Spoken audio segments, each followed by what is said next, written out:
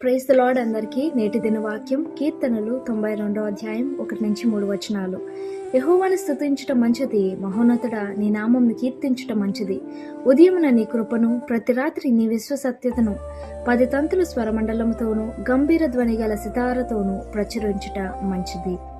దేవుడు ఇక్కడ ఏమని సెలవిస్తున్నారంటే, దేవుడిని స్తుతించాలి, ఘనపరచాలి, మహిమపరచాలి, అలాగే ఆయనను కీర్తించాలి. మన యొక్క పాటలతోనో, లేకపోతే మన యొక్క మాటలతోనో, లేకపోతే మన యొక్క ప్రార్థనలతోనో దేవుని ఎల్లప్పుడూ మనం ఏం చేస్తూ ఉండాలంటండి?